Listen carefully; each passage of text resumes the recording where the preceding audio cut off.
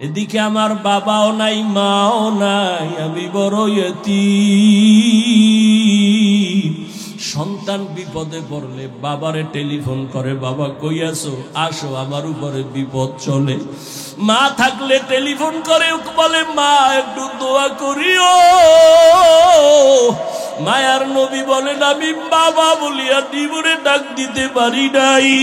6 বছরে মা হারা আমি মুহাম্মদ, 8 বছরে আমার দাদাকেও আমি হারায় ফেললাম। আমার এত কষ্ট, আমার জীবনটা কষ্টে কাটিয়ে গেল।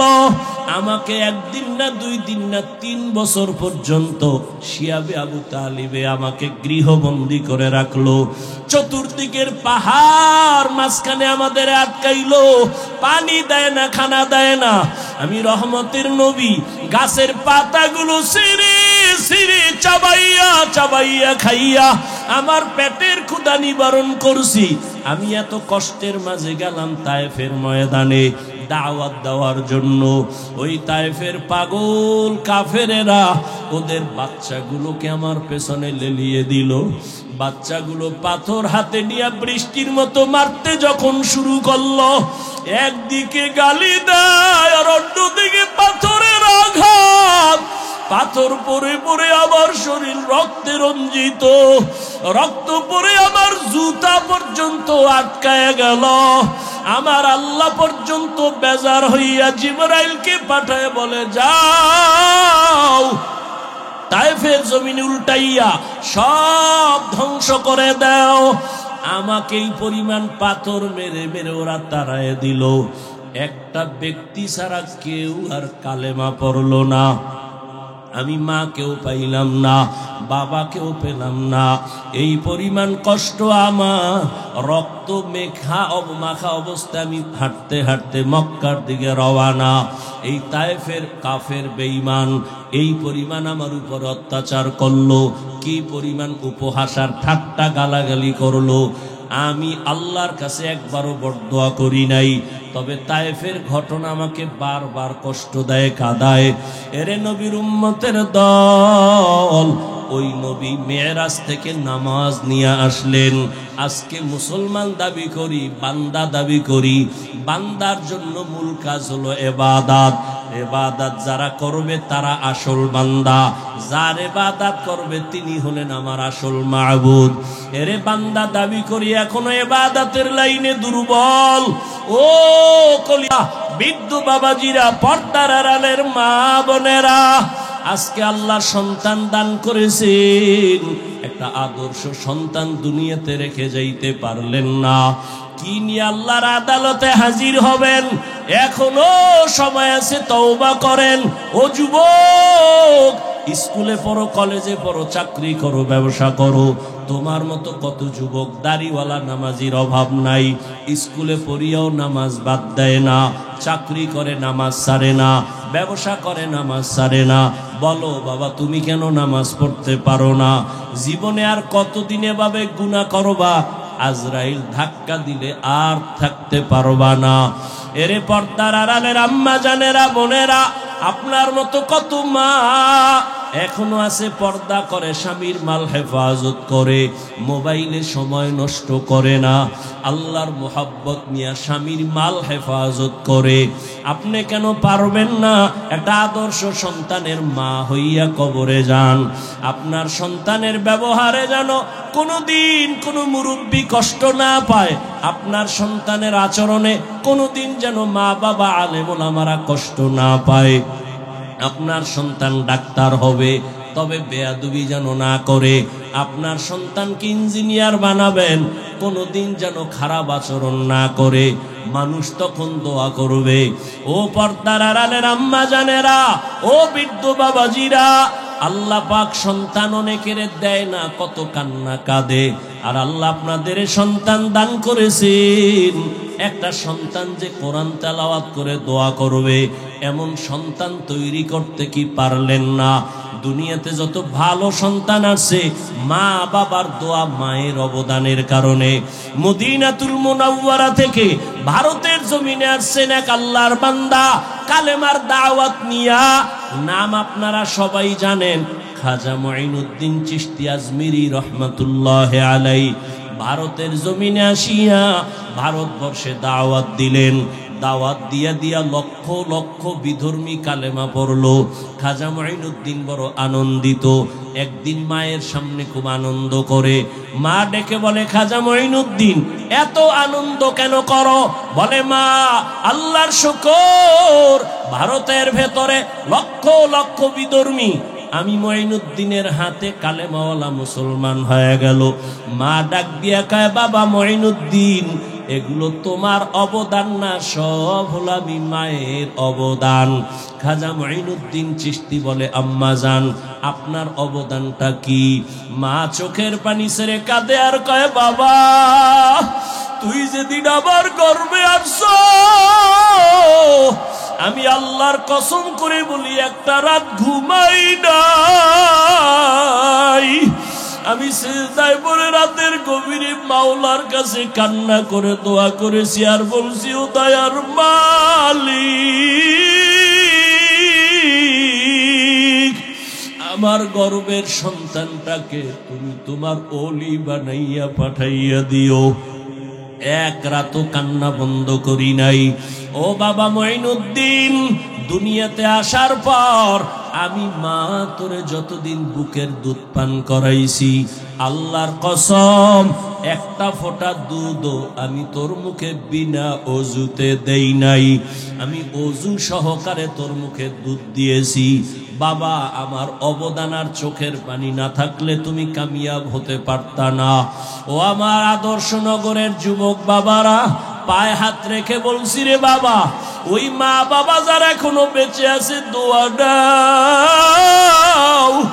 আল্লাহর কসম ওই মা বাবার চোখের পানি আর দোয়া ছাড়া আমি হাফিজুর রহমান এই চেয়ারে বসতে পারি নাই। ওই মা বাবার চোখের পানি আর দোয়া ছাড়া তুমি টাকার মালিক, বাড়ি গাড়ির মালিক হতে পারো নাই। ওরে এখনো যার মা বেঁচে আছে দোয়া নিও। ওরে মোনাজাতের পরে অনেকে বাসায় চলিয়া যাবা, অনেকে গিয়া মা বাবারে ডাকবে, দরজা খুলবে। আর একদল এখানে কিছু আল্লাহর বান্দা আছে বড় ইয়তীম, আর জীবনে মা বলে ডাক দিতে পারবে না, আর জীবনে বাবা বলে ডাক দিতে পারবে না। সবাই যখন মা কইয়া ডাক দেয়, ওই যার মা নাই তার কলিজাটা ছিঁড়িয়া যায়। ওরে সন্তান যখন বাবা বলিয়া ডাক দেয়, যার বাবা নাই ওর কলিজাটা ছিঁড়িয়া যায়। ওরে একদিন ঈদের নামাজ পড়ি একটা যুবক কবরের কিনারায় দাঁড়ায় দাঁড়ায় কান্না করে। ও যুবক, ঈদের আনন্দ বাদ দিয়া কাঁদো কেন?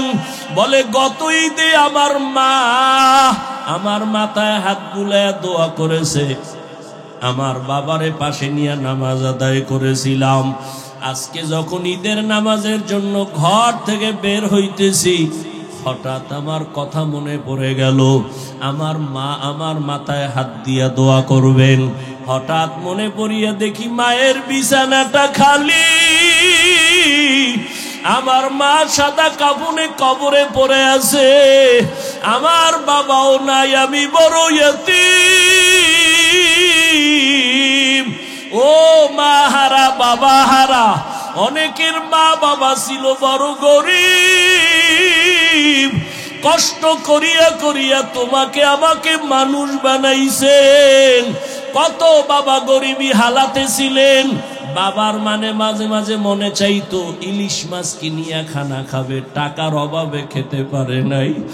মায়ের মাঝে মাঝে মনে চাইতো আঙ্গুর বেদানা খাবে, টাকা নাই, খেতেও পারে নাই। আজকে তুমি সন্তান, তোমার ঘরে কত মাছ কত ফল, কি লাভ হবে? ওই মা বাবারে আর পাইবা না, আর জীবনে ফল খাওয়াইতেও পারবা না। ওই মা বাবারে যদিও পারবা না, তবে দুই ফোঁটা চোখের পানি পাঠাইয়া দাও রে নিষ্ঠুর।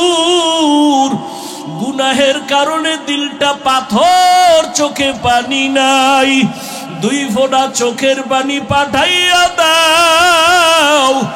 যদি কান্না না আসে ডানে বামে দেখো কার চোখে পানি। ওরে কান্নাওয়ালার থেকে দোয়া চাও, কান্নাওয়ালার দোয়া খালি ফেরত যাবে না।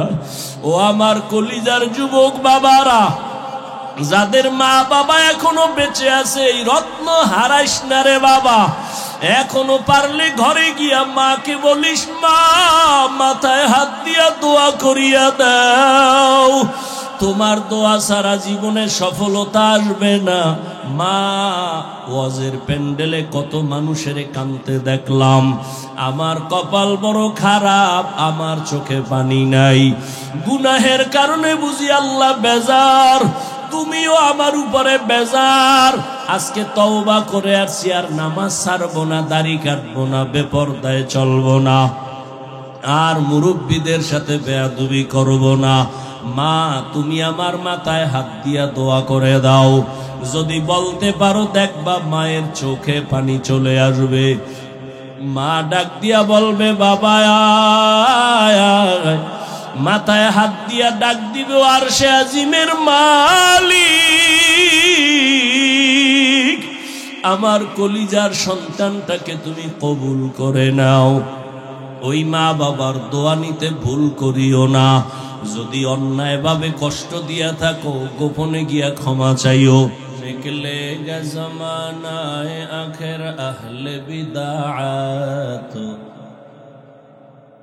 निकलेगा ज़मानाए आखिर अहले बिदाअत। इस्लाम में नई नई बातें कर ईजाद,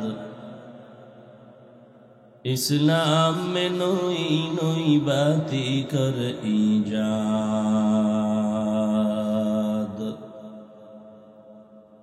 ऐ बंदे खुदा चाहोगा उनकी मुलाकात, ऐ बंदे खुदा चाहोगा उनकी मुलाकात। जल्दी से आ बैठे सुनो हजरत की नसीहत, जल्दी से आ बैठे सुनो हजरत की नसीहत।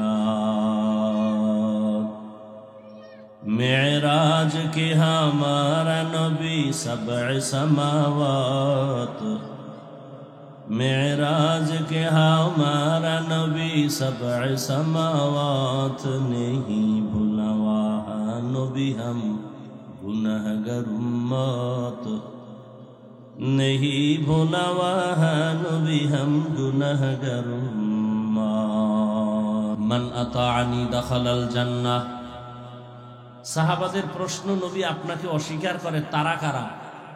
নবী জবাব না দিয়ে নবী বললেন, যে আমার অনুসরণ করবে সে জান্নাতি।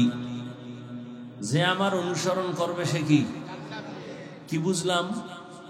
যে নবীর অনুসরণ করে সে জান্নাতি, তার মানে সে নবী মানে, সে নবী মানে। আচ্ছা, এবার আপনারা বলেন, যে ব্যক্তি নবীর অনুসরণ করে সে জান্নাতে যাবে, বিপরীত কথা কি দাঁড়ায় বলেন? যে নবীর অনুসরণ করে না সে জান্নাতে না, কিন্তু নবী এ কথা বলেন নাই। খুব খেয়াল করেন, সাহাবাদের প্রশ্ন হলো, নবী আপনাকে মানে না, অস্বীকার করে তারা কারা? নবী জবাব দেওয়ার আগে বললেন, যারা আমার অনুসরণ করে তারা জান্নাতে যাবে। বিপরীত কথা আসে, যারা অনুসরণ করে না তারা জাহান্নামে। নবী এ কথা বলেন নাই যে যারা আমার অনুসরণ করে না তারা জাহান্নামে যাবে, নবী এ কথা বলেন নাই। নবী কি বলছেন? ওমান আসানি ফাকাদ আবা, যে আমার বিরোধিতা করে সে জাহান্নামে যাবে। কি বুঝলাম? যারা নবীর আদর্শ মতো চলে না তারা দুই দল। কয় দল? এক দল দরদি আর এক দল বিরোধী। ভিন্ন শব্দে বলা যায় এক দল আগ্রহী আর এক দল বিদ্রোহী। আরো স্পষ্ট ভাবে বলি, ধরে নেন কথার কথা, ডান দিক থেকে প্যান্ডেলের একটা যুবককে জিজ্ঞাসা করলাম, এই যুবক, নবীর আদর্শের দাড়ি রাখো না কেন, নামাজ পড়ো না কেন? যুবক বলে, হুজুর দরকার, নবীর আদর্শে নামাজ পড়া দরকার, দাড়ি রাখা দরকার, চেষ্টা করি পারি না, দোয়া করেন, ইনশাআল্লাহ চেষ্টা করব। কি বুঝলেন? সে দরদি না বিরোধী? বিদ্রোহী না আগ্রহী? আচ্ছা, বাম দিক থেকে একজনকে জিজ্ঞাসা করলাম, এই যুবক, নবীজির আদর্শে দাঁড়িয়ে রাখো না কেন, নামাজ পড়ো না কেন? যুবক আমার কথা শেষ না হতেই বলল, দাঁড়িয়ে না রাখলে অসুবিধা কি? নামাজ না পড়লে অসুবিধা কি? কি বুঝলেন? দরদি না বিরোধী? আগ্রহী না বিদ্রোহী? রসুলের আদর্শ মানার ক্ষেত্রে বিদ্রোহীর আর এক নাম তাজা বেঈমান। খুব কঠিন কথা, কিন্তু দোনোজনই দাঁড়ি নেই, একজন আগ্রহী আর একজন বিদ্রোহী। আগ্রহী মুমিন, বিদ্রোহী বেঈমান। এই জন্য একজন দাড়ি রাখে না, তাকে গালি দেওয়া, আগে বুঝতে হবে সে কি আগ্রহী না বিদ্রোহী। যদি আগ্রহী হয় মুমিন, দাড়ি না রাখলেও মুমিন, আর বিদ্রোহী দাড়ি রাখলেও বেঈমান। খুব কঠিন কথা, কিন্তু যে ব্যক্তি দাড়ি রাখে না আর একজন দাড়ি পছন্দ করে না, দুইজন সমান। যে দাড়ি রাখে না সে মুমিন, যে দাড়ি পছন্দ করে না সে বেঈমান। যে নামাজ পড়ে না সে মুমিন, যে নামাজকে পছন্দ করে না সে বেঈমান। যে ইসলামের রাজনীতি করে না সে মুমিন, আর একজনে ইসলামের রাজনীতি পছন্দ করে না, বেঈমান। খুব কঠিন, কিন্তু আল্লাহ বুঝার তৌফিক দান করেন। তাহলে যে নামাজ পড়ে না তাকে গালি দেওয়া, যে নামাজ পছন্দ করে না তাকে ছাড় দেওয়া যাবে না, সুযোগ পেলেই জুতার বাড়ি। যে দাড়ি রাখে না তাকে গালি দেওয়া, যে দাড়ি পছন্দ করে না তাকে ছাড় দেওয়া। হ্যাঁ, যে ইসলামের রাজনীতি করে না তাকে গালি দেওয়া, যে কোরআনের আইনের রাজনীতি পছন্দ করে না তাকে ছাড় দেওয়া। ব্যবধান আছে না নাই? একজন মুমিন আর একজন বেঈমান। নামাজ পড়া কার হুকুম? তোমারে এই বেয়াদবিমূলক, বেঈমানিমূলক, গাদ্দারিমূলক প্রশ্ন করতে কে সাহস দিল যে না পড়লে অসুবিধা কি? তো মদিনায় গিয়ে নবীরে বলো, রসুল তোমার আদেশের দাড়ি না রাখলে অসুবিধা কি? রসুল যদি বলে তোর মতো বেয়াদব উম্মত আমি মুহাম্মদের না হইলে অসুবিধা কি? আল্লাহ হেদায়াত দান করুন। তাহলে হাদিসের কথায় কি বুঝলেন? যে নামাজ পড়ে না সে বেঈমান, তাকে গালি দেওয়া যাবে? আগে বুঝতে হবে সে কি দরদি না বিরোধী। যতক্ষণ বুঝবেন না ততক্ষণ গালি দেওয়া যাবে না। আল্লাহ বুঝার তৌফিক দান করেন। এবার আসেন যে আয়াত পড়েছি, বর্তমান আরবি রজব মাস, 23 তারিখ চলে গেল, 24, সামনে শাবান, এরপরে রমাজান। আলোচনা বিস্তারিত করা যাবে না, সময়ের প্রয়োজন। বয়ান করা, বয়ান শোনা, বক্তার এলেম আমলের বাহাদুরিতে ওয়াজ করা যায় না, বয়ান হয় না। বয়ান হওয়ার জন্য লাগবে বাতিনিভাবে আল্লাহর রহমত, জাহিরিভাবে লাগবে শ্রোতাদের অন্তরের মুহাব্বত। এই দুই জিনিস যখন পাওয়া যাবে তখন আল্লাহ বয়ান বের করে দিবেন। আল্লাহ পাকে মাহফিল কবুল করেন। মেরাজ সম্পর্কে কিছু আলোচনা করব, যদি আপনাদের ধৈর্য হয়, না হয় মাঝখান দিয়া লাইন কেটে দিয়ে দোয়া করে দিব। আল্লাহ সবাইকে কবুল করেন। ভূমিকা স্বরূপ বর্তমান আরবি মাস কি মাস? সামনে শাবান, এরপরে রমাজান। রজব মাস আসলে আমরা বক্তারা, ইমাম সাহেবরা মেরাজের বয়ান করি, এবং অনেকের ধারণা মেরাজের কারণে রজবের সম্মান বেড়ে গেছে। মুসলমান হিসেবে আরবি মাসের নামগুলো অন্তত মনে রাখা ওয়াজিবে কিফায়া। মুসলমান হিসাবে আরবি মাসের নাম মনে রাখবে দূরের কথা, বাঙালি হিসাবে বাংলা মাসের নামই জানে না। আরো আশ্চর্য হলো, যেই বাংলা ভাষার জন্য জীবন দিল 4 যুবক, সেই দিনটাকেও স্মরণ করে বাংলা বাদ দিয়া। কি দিয়া স্মরণ করে বলেন তো? এরা কি 21শে ফেব্রুয়ারি বলার জন্য জীবন দিছিল? জাগা, ওদিকের চিন্তা করে লাভ নেই। তো মুসলমান হিসেবে আরবি মাসের নামগুলো জানা খুব দরকার। তবে বাঙালি চালাক তো, যেই মাসে মোটামুটি খাওন টাউন আছে ওটি মোটামুটি মনে থাকে। যেমন সামনে শবে বরাত আসতেছে এক খাওন, আবার এই মেয়েরাজের আর এক খাওন। রমজানে তো খাওন কোনো টেনশনই নাই, রোজা না রাখলেও ইফতারি মিস যায় না। এরকম কিছু বেরোজাদার আছে না, এই মাসগুলো সব মনে রাখে। তো রজব মাস মেয়েরাজের কারণে দামি না, বরং আসমান জমিন সৃষ্টি থেকে এই রজব দামি। সূরা তাওবার মধ্যে আল্লাহ বলেন, ইন্না ইদ্দাতাশ শুহুরি ইনদাল্লাহি 12 শাহরান ফি কিতাবিল্লাহ ইয়াওমা খালাকাস সামাওয়াতি ওয়াল আরদ মিনহা আরবাআতুন হুরুম যালিকাদ দীনুল কাইয়্যিম। আল্লাহ তাআলা বলেন, গণনার আকারে বছরে মাস হবে 12টা। কয়টা? সিদ্ধান্ত কার? আল্লাহর সিদ্ধান্ত স্থায়ী। বছরে গণনার আকারে মাস হবে 12টা। কিয়ামত পর্যন্ত কোন বছর 11 মাসে হবে না, 13 মাসে হবে না। কয় মাসে হবে?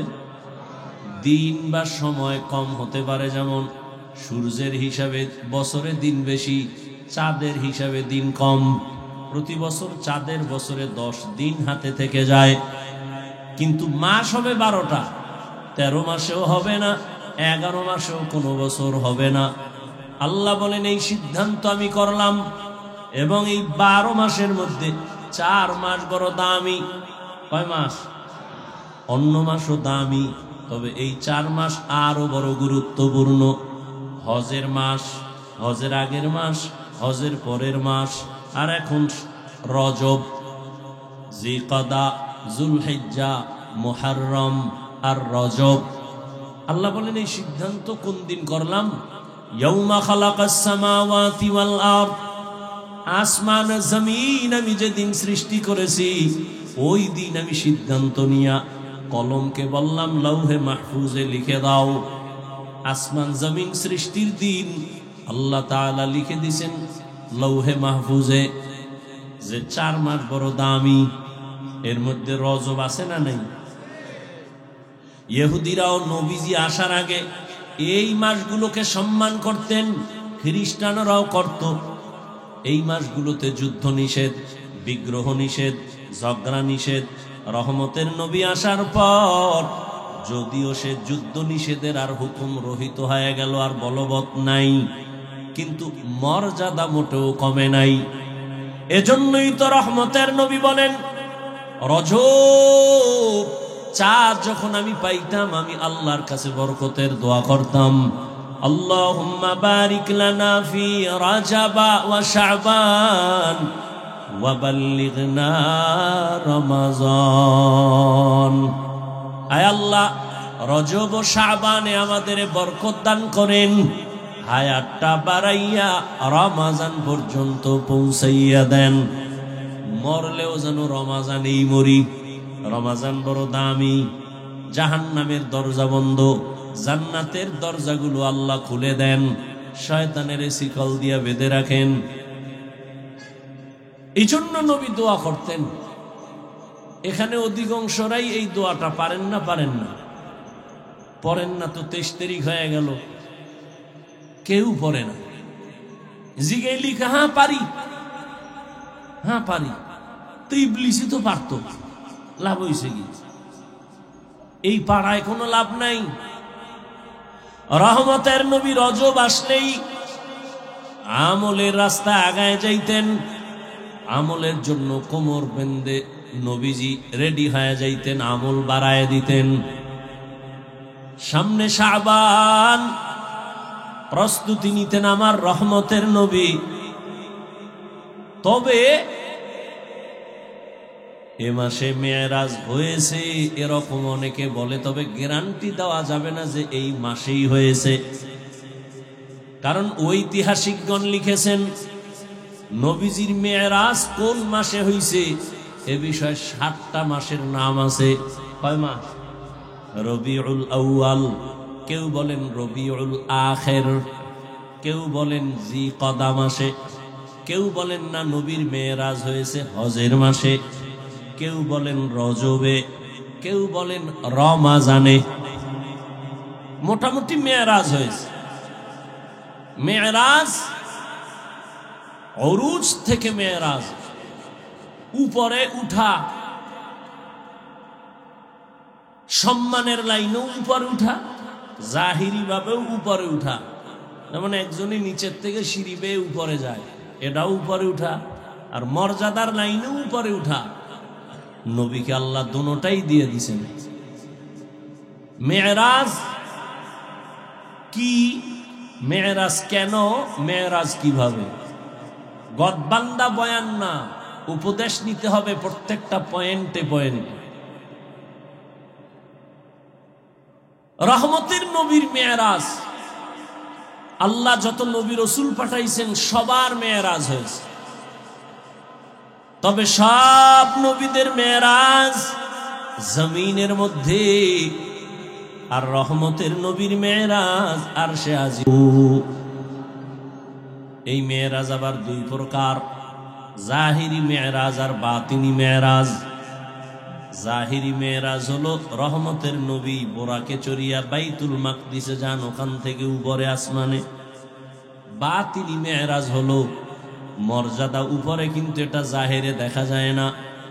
যেমন এক জায়গায় বসা একই দস্তারখানে রহমতের নবীও, আবু বকর, ওমর, ওসমান, আলীও একই দস্তারখানে খাইতেছেন, কিন্তু মর্যাদা রহমতের নবীর কোনো তুলনা নাই। মেরাজ মানে সম্মান উপর দিকে ঊর্ধ্বগতিতে সম্মান বাড়ানো। রহমতের নবীকে আল্লাহ বাতিনি মেরাজ দিলেন, জাহিরিটাও দিলেন। আর অন্য নবীর মেরাজ জমিনে, রহমতের নবীর মেরাজ আসমানে আরশে আজিমে। কারণ এক নাম্বার। দ্বিতীয় কথা হলো, সব নবীদের মেরাজ হলো ইমতেহান, আর আপনার আমার রহমতের নবীর মেরাজ হলো ইনআম। সব নবীদের মেরাজ পরীক্ষা, রহমতের নবীর মেরাজ হলো পুরস্কার।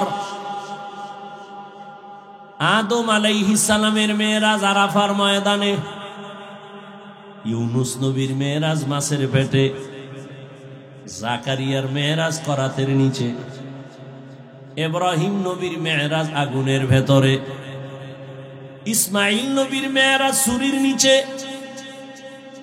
এইভাবে আল্লাহ মেরাজ দিলেন জমিনে। নবীরটা উপরে কেন?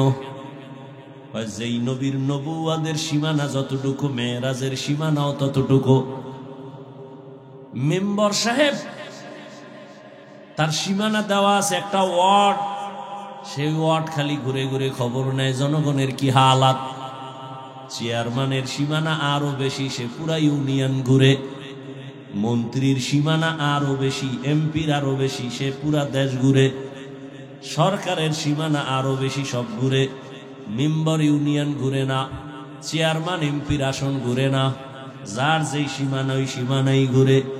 মুসা নবীর নবুয়তের সীমানা যতটুকু, ওই জায়গায় নবী ঘুরেন। আর মেরাজ হচ্ছে ঈসা নবীর সীমানা যতটুকু, নবুয়তের মেরাজের সীমানাও ততটুকু। রহমতের নবীর নবুয়তের সীমানা আরশে আজিম পর্যন্ত, মেরাজ ও আরশে আজিম পর্যন্ত।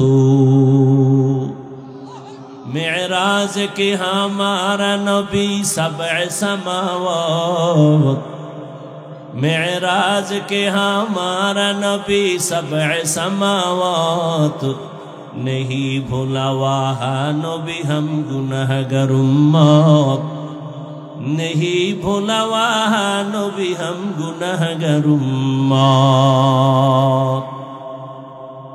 नबीजिर मेराज আল্লাহ পাক রাতের বেলা করাইলেন।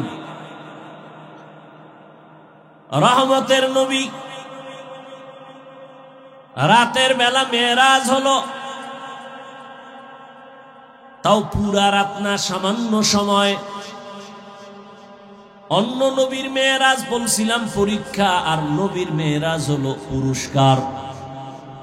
আমাদের মাদ্রাসার ছাত্রদের মধ্যে একটা ছাত্র পরীক্ষা দিয়া যে পুরস্কার পায় তার তো পরীক্ষা হবেই, পরীক্ষায় উত্তীর্ণ হলেই তো তার পুরস্কার।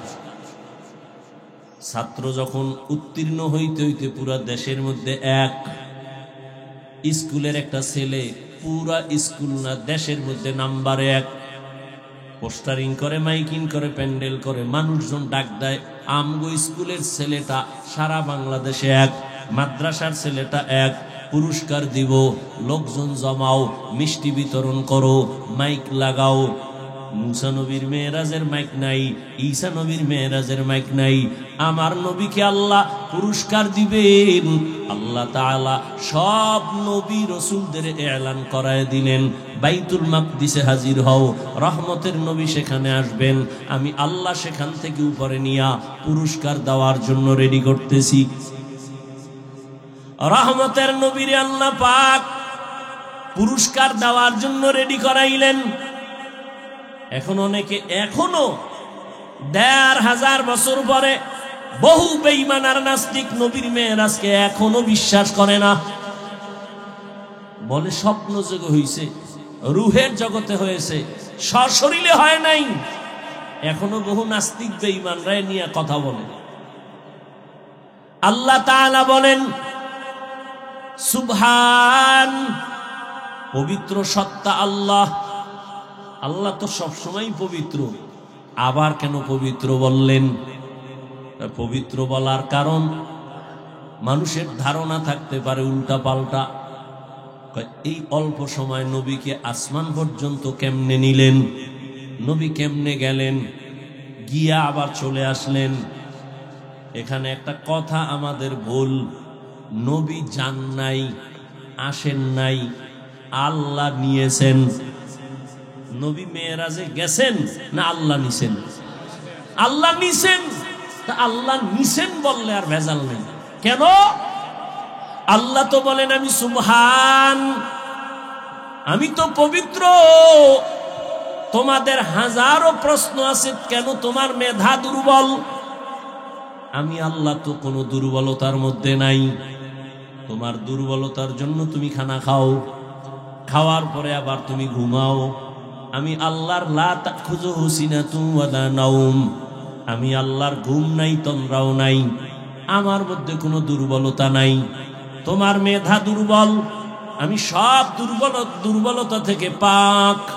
তোমার যত দুর্বলের ধারণা সব থেকে আমি পবিত্র। তুমি বলবে এটা হবে না, আমার পবিত্র সত্তার কথা আমি হবে, আমি যা বলবো তাই হবে। তুমি বুঝো না, সেটা তোমার দুর্বলতা। হাজী সাহেবরা 100 বছর আগে এদেশ থেকে হজে যাইতো। 2-1 জন আর জানা থাকলে বলেন কেমনে যাইতো? বিমানে, হেঁটে যাইতো, কেউ জাহাজে। রোজার ঈদের পরে রওনা, 2.5 মাস লাগতো যাইতে। কয় মাস? কথার কথা, ওই সময় যদি আল্লাহ আমারে পাঠাইতেন আর আমি একটা টাটকা বয়ান দিয়ে বলতাম 2.5 মাস লাগবে কেন? সকালে রওনা দিব, জোহরের নামাজ বাইতুল্লাহ গিয়া পড়বো 6 ঘন্টা। কি ফিডাটা আমারে ফিটাই তুই শুন। আর কাফের বলনেওয়ালা মুফতি সাহেবরা কিভাবে কাফের বলতো, কিন্তু এখন তো বাস্তবে তাই হইল। কথা বলেন না কেন? ওই সময় যদি 1000 কোরআন মাথায় লইয়া কসম খায় বলতাম 2.5 মাসের সফর আমি 6 ঘন্টায় করব, বলে বেঈমান হয়ে যাবো। তারপর কোরআনের কসমও মানতাম না। কিন্তু আল্লাহ দেখায় দিলেন 2.5 মাসের সফর মাত্র কয় ঘন্টা জানি না, দেখতে পারবো কিনা, আরো আপডেট হবে। মনে হয় যেন চোখের পলকে বাইতুল্লাহ চলে যাবে। আল্লাহ এমন পারে না? পারে না? সুবহান, তোমার মেধা দুর্বল, পারে না। আল্লাহ বলেন আমি পবিত্র, তোমার ধারণা থেকে আমি পাক, আমার দ্বারা সম্ভব। আমি মুহাম্মদের নিছি, অতএব আমি কেন পারবো না? আমি আদমরে জান্নাত থেকে জমিনে পাঠায় দিছি, তাহলে মুহাম্মদের কেন জমিন থেকে আরশে নিতে পারবো না? আমি ইউনুস নবীরে মাছের পেটে ঢুকাইয়া আবার বের করে দিলাম, আমি ওটা পারলে এটা কেন পারবো না? আমি আল্লাহ ঈসা নবীর দ্বিতীয় আসমানে নিয়ে আসছি জমিন থেকে। আবার কিয়ামতের আগে প্রথম কিবলা বাইতুল মাকদিসে আবার পাঠায় দিব। আমি এটা পারলে আমার মুহাম্মদের কেন পারবো না? আরো বেশি পারবো, কারণ ঈসা নবীরে যেই ভালোবাসি সেই ভালোবাসার মুহাম্মদের ভালোবাসা এক না।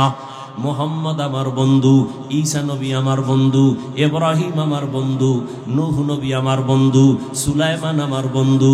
সব নবীরা আমি আল্লাহ তাআলার আশিক, আমি আল্লাহ নিজে শুধু মুহাম্মদের আশিক।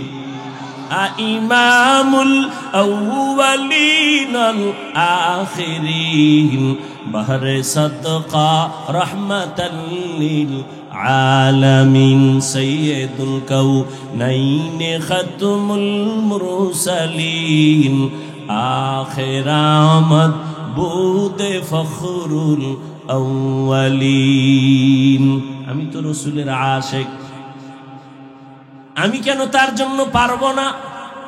আমি তো ওই পবিত্র সত্তা। আমি আল্লাহ পাক ইদ্রিসের আসমানে নিয়ে গেছি, মুহাম্মদের কেন পারবো না? আমি আল্লাহ আদমের ভারতের চরমদ্বীপে পাঠায় দিলাম, হাওয়াকে জেদ্দায় পাঠায় দিলাম। আমি আল্লাহ আমার প্রিয় নবী ওজায়েরের আমি 100 বছর জমিনে মাইরা এরপর আবার জিন্দা করলাম।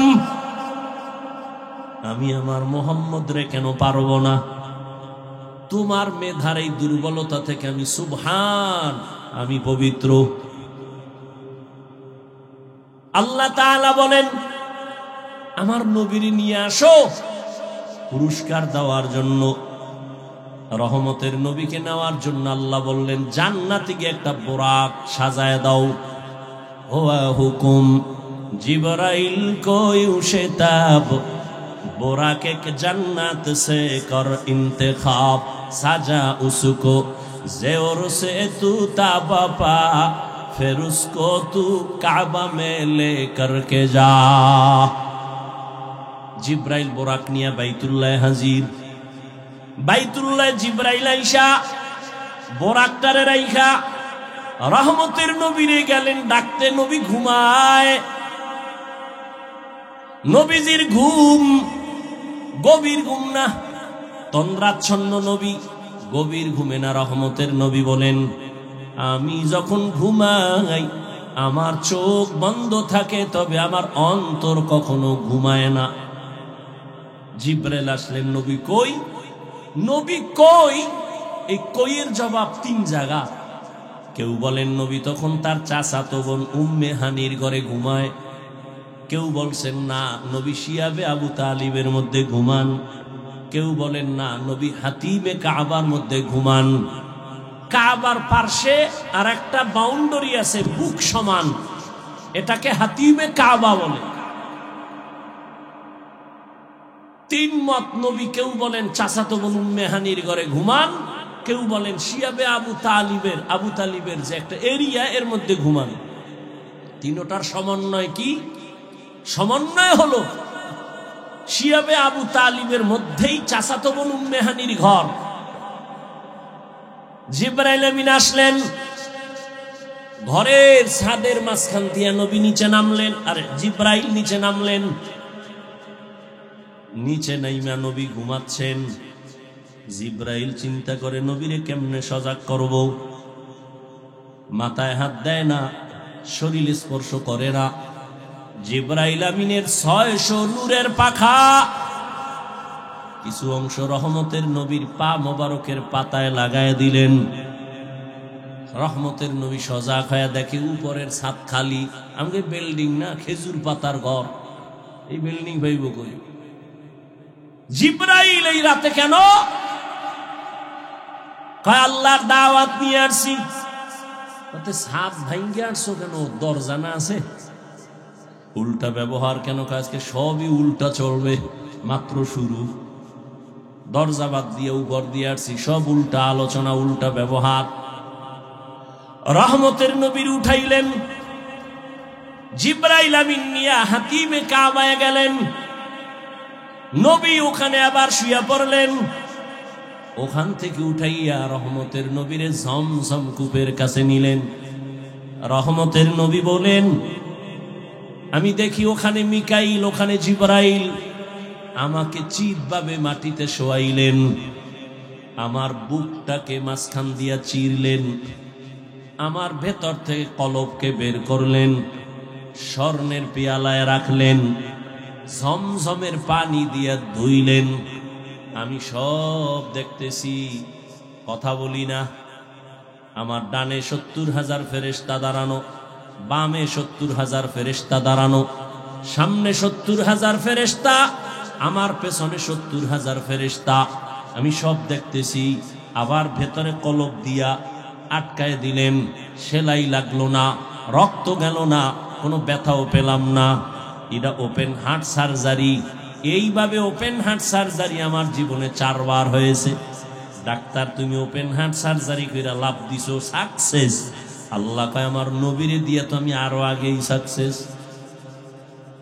ওপেন হার্ট সার্জারি তো আমার রহমতের নবীর দিয়া করলাম, জিব্রাইলের দিয়া 4 বার। কুদরতের অপারেশন কেন? এক আল্লাহর বান্দা ঘুমের মধ্যে মনে হয় বলেই ফেলছিল, নবীর ভিতরে কি আবার ময়লা আসেনি? কলবটা বের করে আবার কেন ধুইবেন? না না না, সৌদি আরবে হজে যাব। এখন সরকার নাকি বাধ্য করছে, আগে হালকা ছিল, এখন বাধ্য, টিকা লাগাও। ওখানের আবহাওয়া এখানের আবহাওয়া কিনা এক না। ইনজেকশন মারো, ঔষধ নিয়া বডিটারে তাজা করো, কারণ সেখানে সফা মারোয়ায় দৌড়ানো লাগবে। ওখানের গরমের তাপ বেশি, ঠোঁট ফেটে যাবে, হাত ফেটে যাবে। এখান থেকে মেডিসিন মেরে তুমি ওখানের আবহাওয়া যেন নিতে পারো, সেই পাওয়ার নিয়ে বের হও। টিকা লাগাও, ইনজেকশন লাগাও।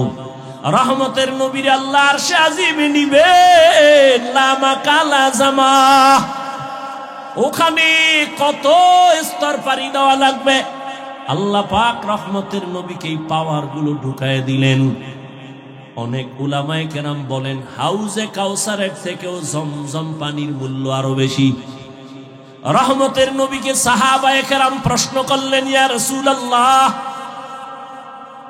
কোটি কোটি কোটি দুনিয়ার হাজী সাহেব জমজম পানি নিয়ে যায়, কত মিলিয়ন ট্রিলিয়ন পানি, কিন্তু কমেও না বাড়েও না, এই কূপের তলা কই? রহমতের নবী বলেন, সাহাবা, জমজমের কূপের তলা হাউজে কাউসারের সাথে লাগানো। পানি পান করলে শুধু পিপাসা নিবারণ হয়, জমজমের পানিতে ক্ষুধাও নিবারণ হয়ে যায়, পিপাসাও যায়, ক্ষুধাও থাকে না, রোগও থাকে না। আল্লাহ এত বিশেষত্ব এই পানির মধ্যে রাখছেন। রহমতের নবী বললেন, আমি 2 রাকাত নামাজ পড়লাম আর ওযু বানাইলাম। এখান থেকে কি সবক পাই? বলে, রহমতের নবীর মেরাজের সফর শুরু মসজিদ থেকে, উম্মতেরও মেরাজ হবে মসজিদ থেকে, ঘরে না। কোথায়? মসজিদের মধ্যে মেরাজ। মেরাজ মানে সম্মান, আমার মাওলার সাথে গভীর কানেকশন চলতেছে। এই জন্যই তো নামাজি যখন নামাজে দাঁড়াই আগে রবের পবিত্রতার ঘোষণা দেয়, সুবহানাক, পবিত্র সত্তার গুণগান, সুবহানাকাল্লাহুম্মা বিহামদিকা ওয়া তাবারাকা ইসমুকা ওয়া তাআলা জাদ্দুকা ওয়া লা ইলাহা গায়রুক। নামাজ ও ইবাদত, হজ ও নামাজের মতো ইবাদত, যাকাত দেওয়া নামাজের মতো ইবাদত। হজের মধ্যে কেউ যদি সালাম দেয়, নেওয়া যায় না? যায় না? এই হজ করতেছে, তাওয়াফ করতেছে, একজনে সালাম দিছে, নেওয়া যাবে না? আপনি যাকাত দিতেছেন, একটা ফরজ আমল, কেউ সালাম দিলে নেওয়া যাবে না? খানা খাওয়া যাবে না? যাবে না? যাবে।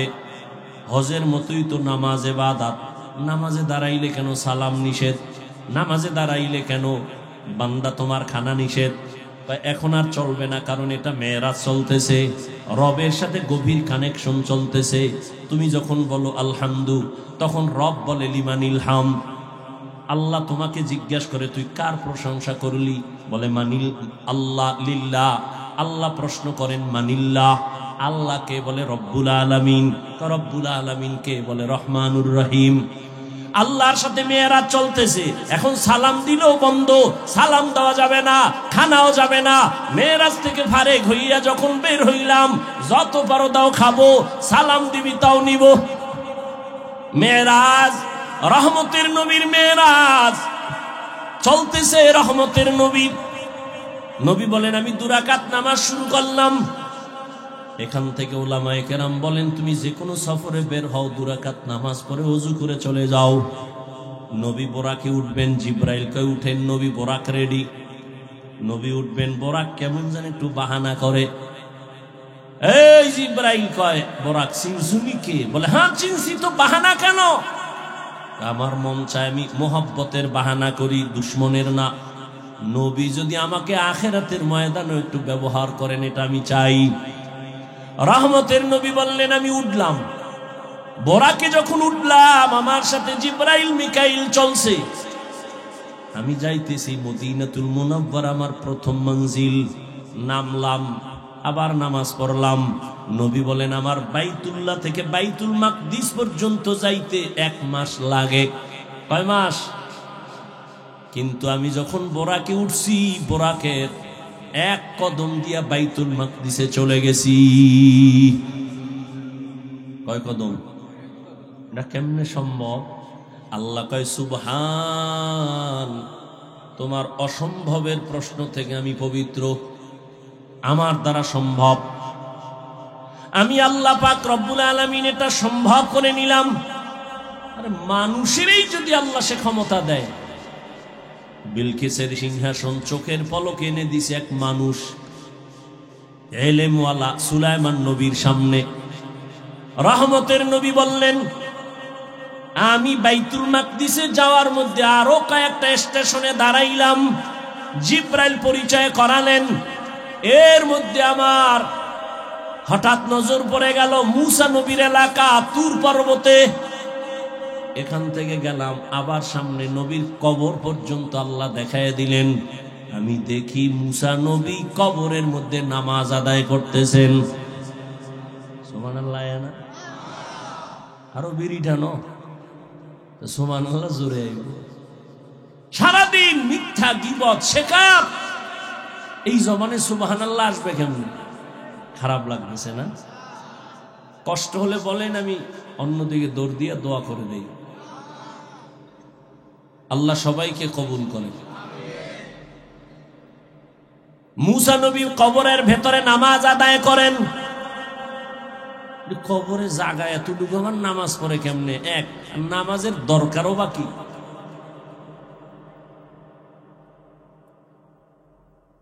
নবীজি বলেন ক্বালা রাসূলুল্লাহ সাল্লাল্লাহু আলাইহি ওয়া আলিহি ওয়াসাল্লাম আল আম্বিয়া ওয়াহয়াউন ফি কুবুরিহিম ইউসাল্লুন।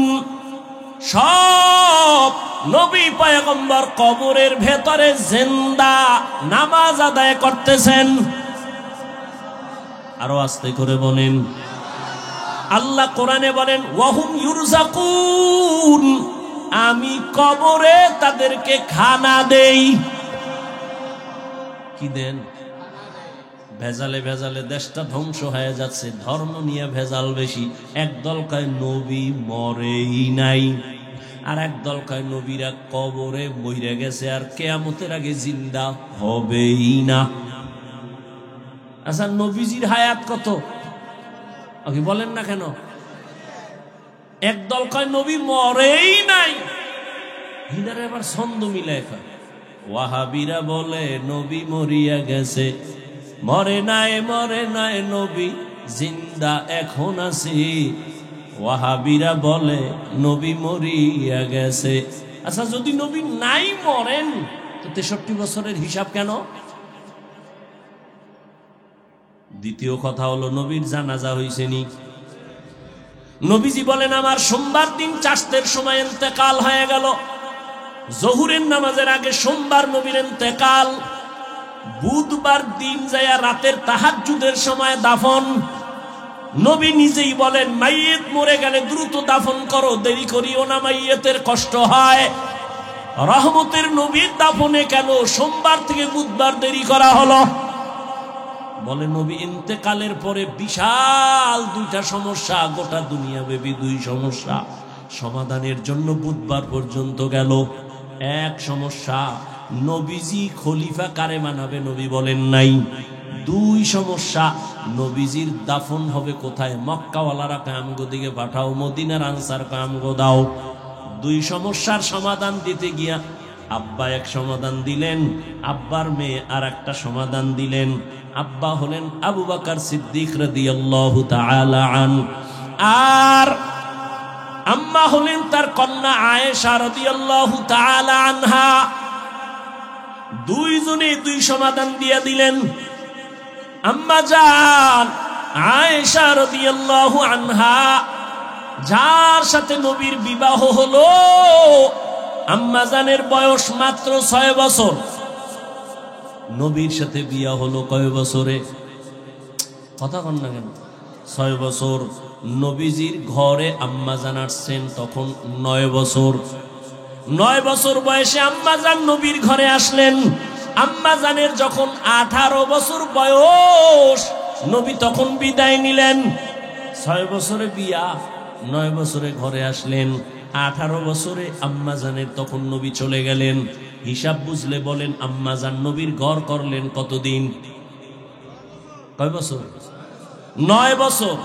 18 বছরে তো আমগো মেয়ে গো বিয়েই হয় না। এর মধ্যে আবার আগুন ডালে কয় বাল্য বিবাহ বন্ধ।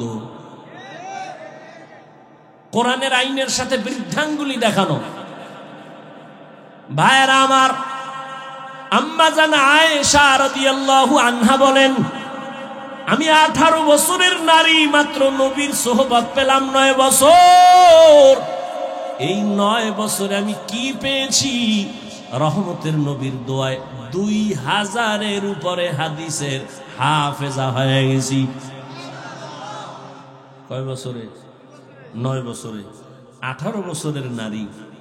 আমনের ঘরের নারী কয়টা হাদিস পারে? না পারলেও তো কইবেন পারে না। আমনে কয়টা পারেন?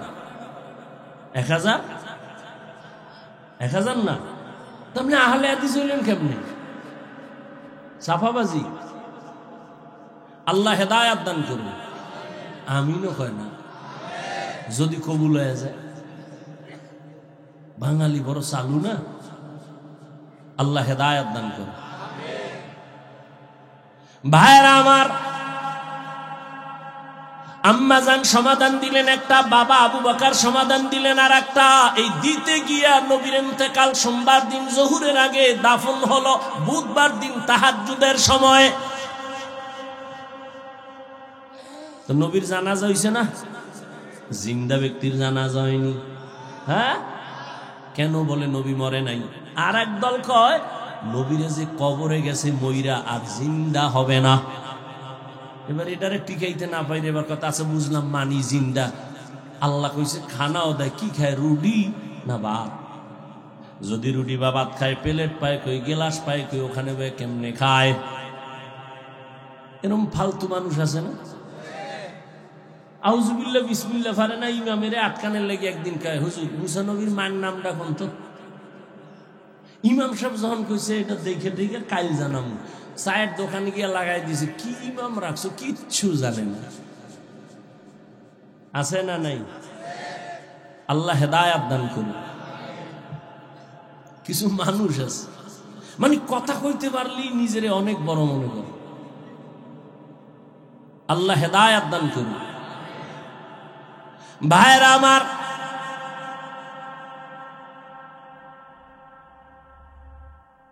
রহমতের নবী বলেন সব নবীরা কবরে জিন্দা নামাজরত অবস্থায় আছেন।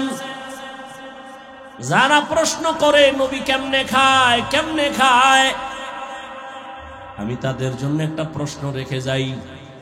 আল্লাহ তাআলা আমগো মায়ের গর্ভে যখন পাঠান, হাল আতা আলাল ইনসানি হিনুম মিনাদ দাহরি লাম ইয়াকুন শাইআম মাযকুরা ইন্না খালাকনাল ইনসানা মিন নুতফাতিন আমশাজিন নাবতালি ফাজআলনাহু সামিআম বাসীরা ওয়ালাকাদ খালাকনাল ইনসানা মিন সুলালাতিন মিন তিন সুম্মা জাআলনাহু নুতফাতান ফি ক্বারারিন মাকিন সুম্মা খালাকনান নুতফাতা আলাকা ফাখালাকনাল আলাকাতা মুদগা ফাখালাকনাল মুদগাতা ইযামা ফাকাসাউনাল ইযামা লাহমা সুম্মা আনশা'নাহু খালকান আখার ফাতাবারাকাল্লাহু আহসানুল খালিকিন।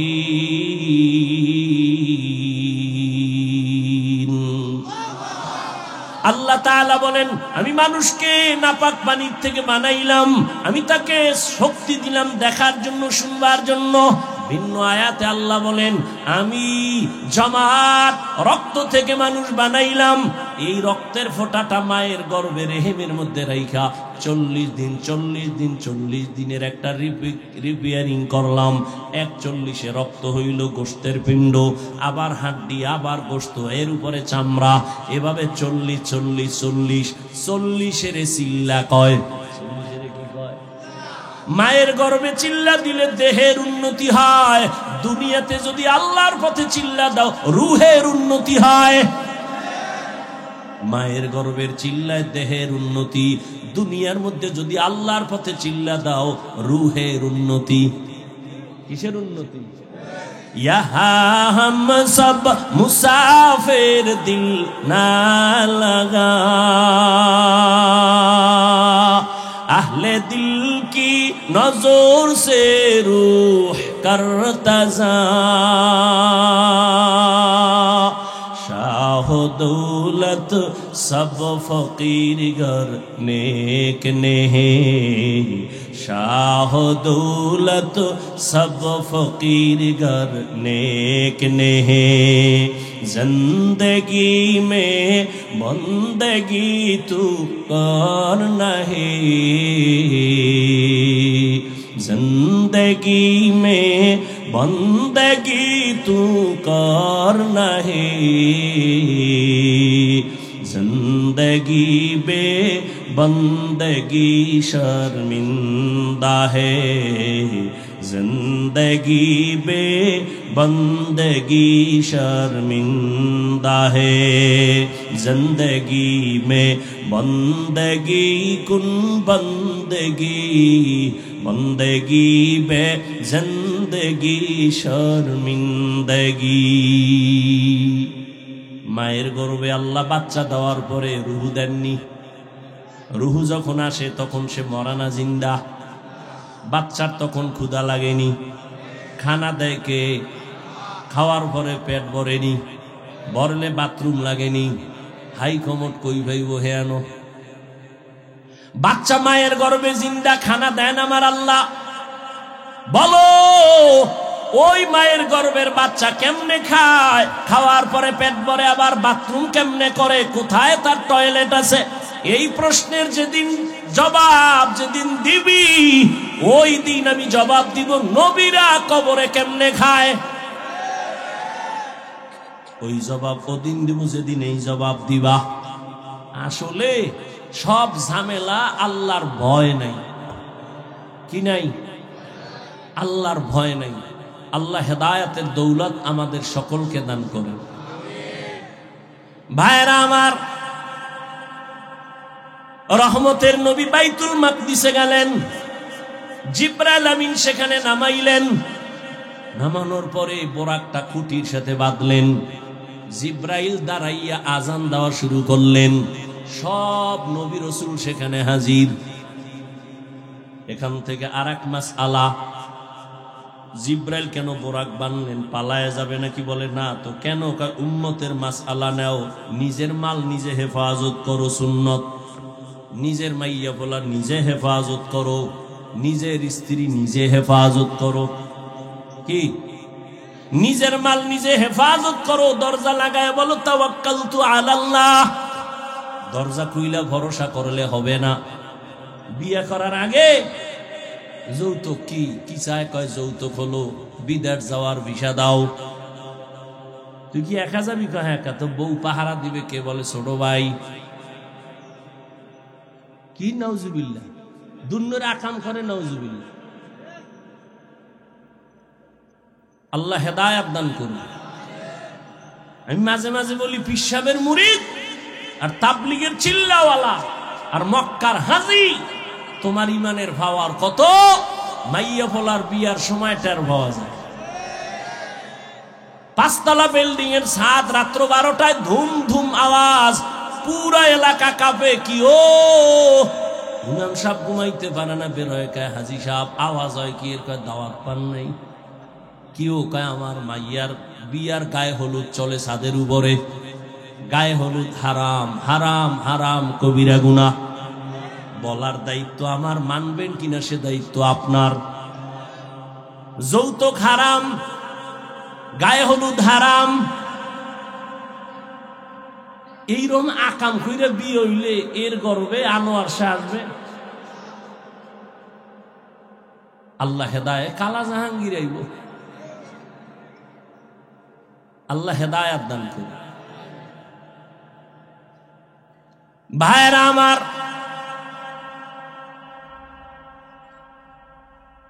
জিব্রাইল বুঝায় দিলেন নিজের মাল নিজে হেফাজত করো। জিব্রাইল আজান দিছেন, নবীও তো পারতেন আজান দিতে, নবী দিলেন না কেন? নবীজি দিলে তো ভেজাল লাগে যাইব। কয় কেমন? নবী যখন বলতে বলতে বলবেন হাইয়া আলা সালাহ, নবী যখন বলবেন নামাজের দিকে আসো, বাই ফোর্স ওয়ার্ডার, যখন মানবা না সাথে সাথে কাফের।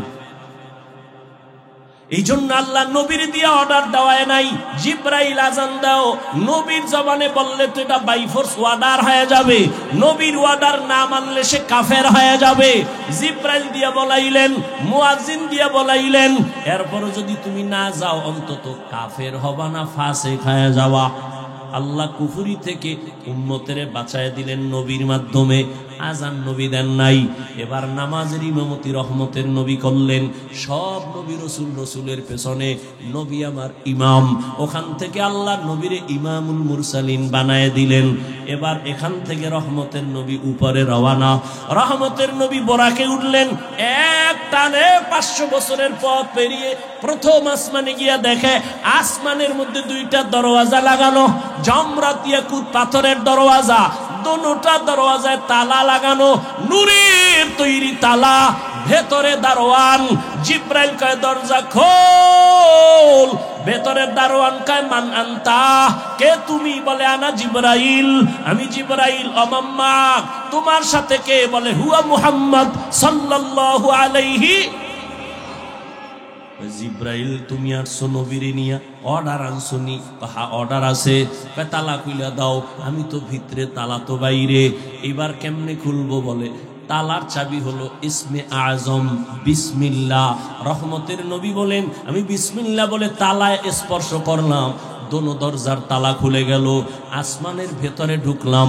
এক একটা আসমানের মোটা, যেমন বাহির থেকে প্যান্ডেল, এইটা কত, বাহির থেকে প্যান্ডেল একরকম, ভিতরে প্যান্ডেল আছে 10,000 মানুষ বসতে পারে। আসমানটা আমরা বাহির থেকে, এখান থেকে উপরের খালি জায়গা 500 বছর, ভেতরের জায়গা 500 বছর। নবী বলেন আমি সব ঘুরে ঘুরে ঘুরে ঘুরে দেখলাম। এরপরে আবার উপরে গেলাম। যাইতে যাইতে যাইতে যাইতে 7টা আসমান পার হয়ে উপরে গেলাম। 7 আসমানে প্রত্যেকটায় 2টা করে দরজা। কেন দরজাগুলো? রহমতের নবী বলেন এক দরজা দিয়া বান্দার আমল আরশে আজিমে যায়, আর একটা দরজা দিয়া আল্লাহ বরকতের রিজিক পাঠায়। এই জন্য আল্লাহর প্রিয় মুমিন বান্দা যদি মরে যায় আসমান কান্না করে।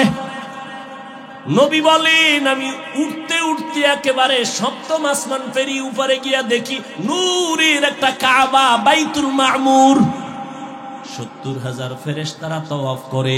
একবার যারা চান্স পায় জীবনে আর তারা পাবে না। রহমতের নবী বলেন বাইতুল মামুর থেকে আমি সিদরাতুল মুনতাহায় গেলাম। সেখানে গিয়া জিব্রাইল, এখানে বিশাল একটা বড়ই গাছ। বড়ইগুলো কত বড়? তেলের ড্রামের মতো এক একটা বড়ই। আর বড়ই গাছের পাতা হলো হাতির কানের মতো বড় বড়। ওখান থেকে আবার আমার সফর শুরু হলো আর উপরে। এটা কেমনে সম্ভব? আল্লাহ জবাব দিলেন সুবহান, তোমার অসম্ভবের প্রশ্ন থেকে আমি পবিত্র। সুবহানাল্লাযী আসরা বিআবদিহি লাইলাম মিনাল মাসজিদিল হারাম ইলাল মাসজিদিল আকসা। পবিত্র সত্তা যিনি ভ্রমণ করালেন বিআবদিহি, তার প্রিয় বান্দাকে। এখানে আরো কিছু কথা বলবো।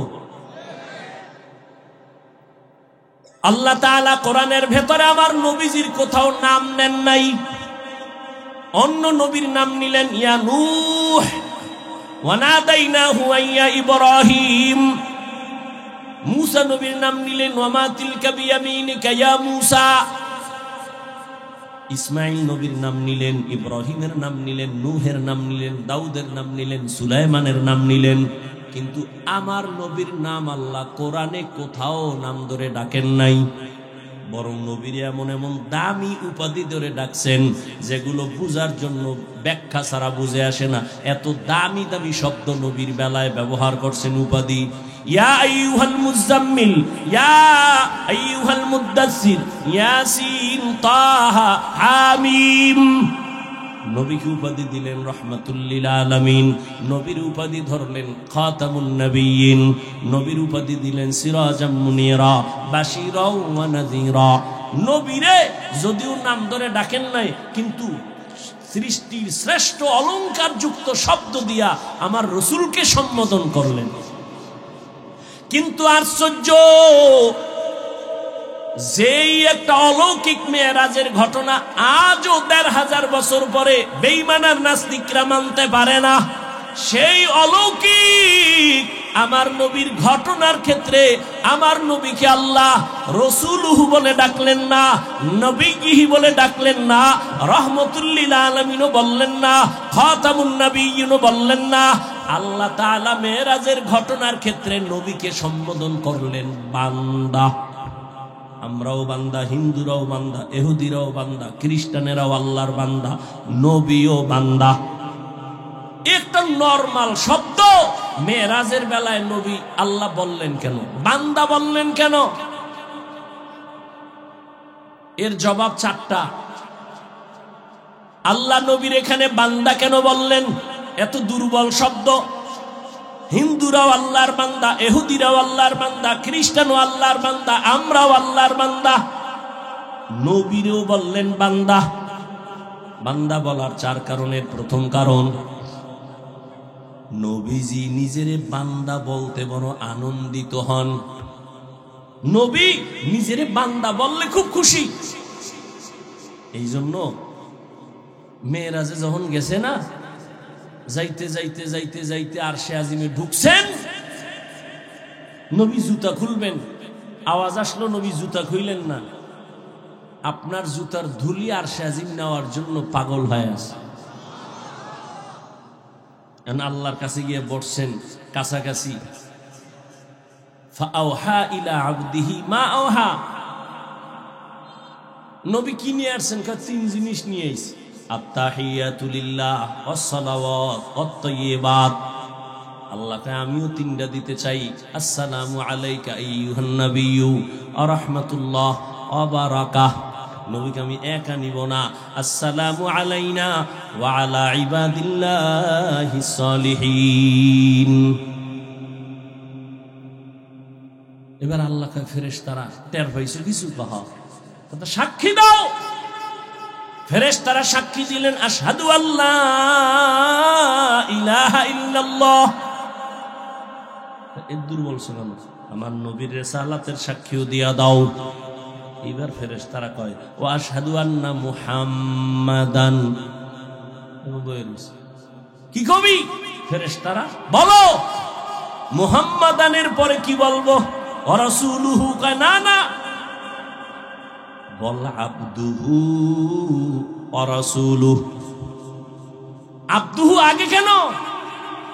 কয় আবদুহু আমার নবীর দেওয়া, রাসূলুহু আমি আল্লাহর দেওয়া। আমার পরে নাও, আমার বন্ধুর ডাকে আনো। আমার বন্ধু নিজেরে বান্দা বললে খুশি, অতএব বন্ধুর ডাকে নিয়াও আবদুহু, তারপরে বলো রাসূলুহু। আগে বলো আমার বান্দা, তারপরে বলো আমার রাসূল। অথচ নবীর সম্মান কিন্তু রাসূলুহু শব্দ দিয়া, আবদুহু দিয়া না। কিন্তু আল্লাহ আগে আনলেন আব্দুহু, তারপরে বলাইলেন রসুলুহু। কেন? বলে আব্দুহু আমার বন্ধুর দেওয়া, রসুলুহু আমার দেওয়া। আমি আমার বন্ধুর আশিক, আমার বন্ধুর শব্দ আগে দিয়া দাও। কিয়ামতের ময়দান যেদিন কায়েম হয়ে যাবে, মানুষগুলো বেকারার হয়ে যাবে, সেদিনও আল্লাহ তাআলা তার মুহাব্বতের বান্দাদেরকে আগে সম্বোধন করবেন, ইয়া আইয়াতুহান নাফসুল মুতমাইন্নাহ ইরজিই ইলা রাব্বিকি রাদিয়াতাম মারদিয়াহ ফাদখুলি ফি ইবাদি ওয়াদখুলি জান্নাতি। এই জান্নাতীরা, আগে জান্নাতের দরজা খোলা হবে না, তালা লাগানো, চাবি হলো মুহাম্মদের হাতে।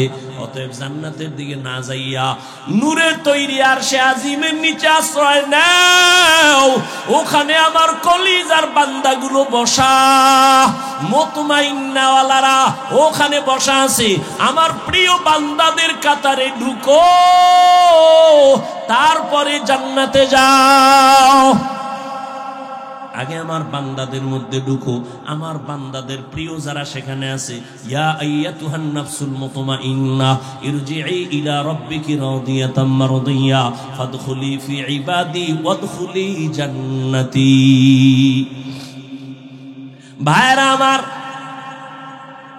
নবী বান্দা বললে খুশি, এই জন্য এখানে বান্দা বললেন। 2 নাম্বার জবাব, বান্দা বলিয়া নবীরে ডাকলেন কেন? কয় আল্লাহর সাথে বান্দার একটা সম্পর্ক আছে, ছাত্রর সাথে উস্তাদের সম্পর্ক, মা বাবার সাথে সন্তানের সম্পর্ক, স্বামীর সাথে স্ত্রীর সম্পর্ক। আল্লাহর সাথে বান্দার সম্পর্ক অনেক লাইন, কিন্তু একটা মূল সম্পর্ক কি? বলে আমাদের সম্পর্ক, আল্লাহ আমাদের মাবুদ, আমরা তার আবুদ। মাঝখানে সম্পর্কের সূত্র হলো ইবাদত। ইবাদত আমার আল্লাহর দেওয়া, এটাই আমাদের সম্পর্ক গাঢ় বানায় ইবাদতের দ্বারা। এজন্যই তো যারা ইবাদত করে তারা বান্দা বা আবুদ বা আবেদ। যার ইবাদত করে তিনি মাবুদ, আব্দ আবেদ যাইতেছে মাবুদের কাছে। এই জন্য এখানে বান্দা শব্দ বললেন। আর সারা দুনিয়ার মধ্যে আল্লাহর যত ইবাদত করনেওয়ালা আছে, শ্রেষ্ঠ ইবাদত করনেওয়ালা আপনার আমার নবী রহমাতুল লিল আলামিন। কেমন মায়ার নবী, কেমন ইবাদত করনেওয়ালা।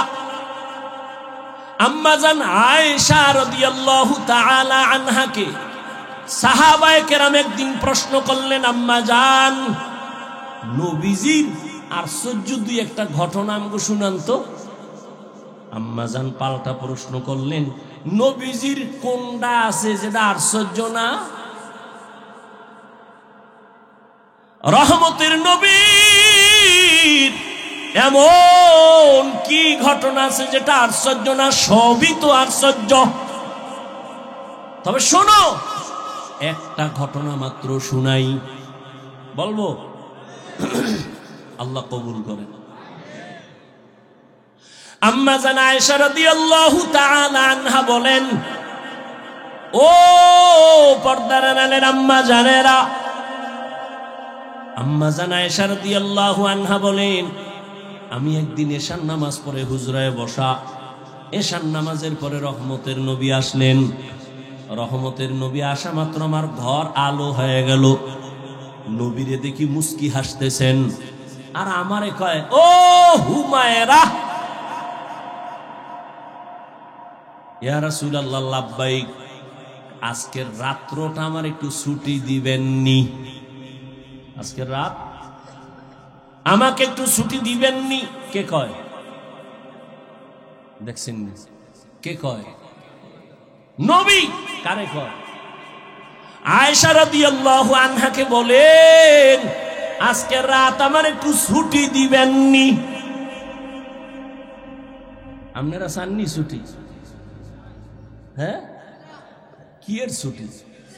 আউলা জাউলা দৌড়, টেলিফোন করলে বলে এই সময় টেলিফোন কেন, খবর আছে।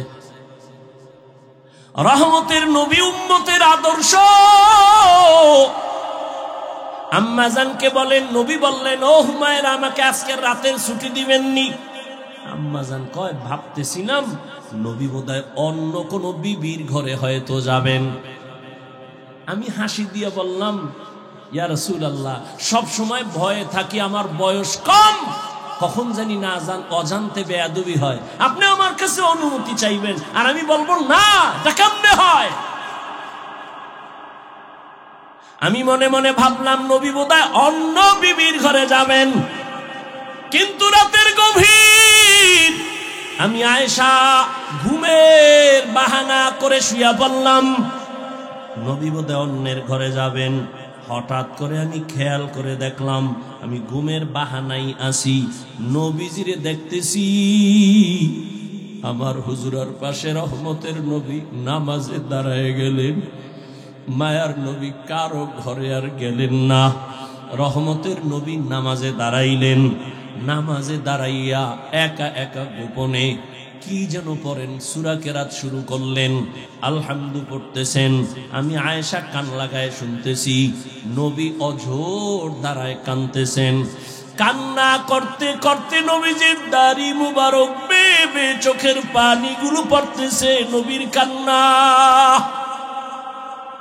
আলহামদু সূরাটা শেষ, এরপরে নবী সূরা বাকারা শুরু করলেন।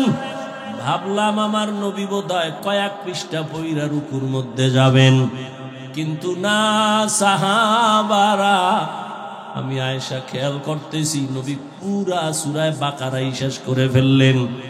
নবী পড়তেছেন আর কাঁদতেছেন, পড়তেছেন আর কাঁদতেছেন।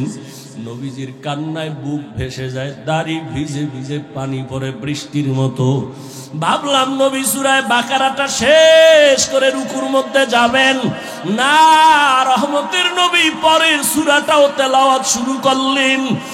তেলাওয়াত চলতেছে চলতেছে, মায়ার নবীর চোখের পানি পড়ে দাড়ি মোবারক ভিজে যাইতেছে। নবীজি সূরা বাকারার পরে সূরাটা পড়তেছেন, মাঝখানে না সেই সূরাটা পুরাই শেষ করলেন। এরপরে ভাবলাম নবী রুকুতে যাবেন, দেখলাম না, নবী তারপরের সূরাটাও শুরু করলেন। আর কান্না বন্ধ নাই, নবী পরের সূরাটা 3 নাম্বার সূরা পুরাটাই শেষ করে ফেললেন। এরপরে নবী রুকুতে যাবেন না, নবী দেখি আবার পঞ্চম সূরা তেলাওয়াত শুরু। মায়ার নবীর কান্না, মনে হয় যেন দুনিয়া কম্পমান হয়ে গেল। নবীর কান্না চলতেছে, তেলাওয়াত চলতেছে, কান্না চলতেছে, গভীর রাতে আর তেলাওয়াত চলতেছে দীর্ঘ সময়। মনে হয় যেন রাত এখন শেষ হয়ে যাবে। নবী মাত্র প্রথম রাকাতে নামাজের তেলাওয়াতে আছেন, চোখের পানিতে নবীর জামা ভিজে যাচ্ছে, দাড়ি ভিজিয়ে গেল। দীর্ঘ সময় আমি আমার আয়েশার হায়াতে নবীকে এত কান্না দেখি নাই, এত কষ্ট দেখি নাই। দীর্ঘ টাইম দাঁড়াইয়া তেলাওয়াত করার পর মায়ার নবী সবে মাত্র রুকুর মধ্যে চলে গেলেন। নবী রুকুতে গিয়া আর মাথা উঠান নাই, মনে হয় যেন নবী কান্না করে বেহুশ হয়ে যাবেন। নবীজি এই পরিমাণ ইবাদত করেন, কান্না করে নবী রুকুর থেকে উঠেনি না। অনেক সময় সীমাহীন দেরি করার পর মায়ার নবী এবার দাঁড়ায় গেলেন। দাঁড়াইয়া এরপরে নবী মাত্র প্রথম রাকাতের প্রথম সিজদায় রওয়ানা। মায়ার নবী যখন প্রথম রাকাতের প্রথম সিজদায় চলে গেলেন, সিজদায় গিয়ে যে আবার সে কান্নার আওয়াজ।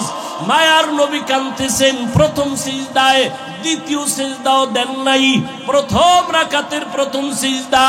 রহমতের নবীর কান্না, নবী আর মাথা উঠান না।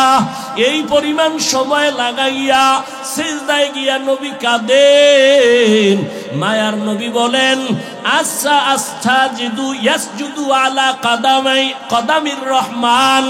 বান্দা যখন নিজের কপাল সিজদায় লুটাইয়া দেয়, আমার রব তখন কুদরতের পা বান্দার কপালের নিচে ঢুকাইয়া দেয়। মায়ার নবী সিজদায় পড়ে কাঁদেন।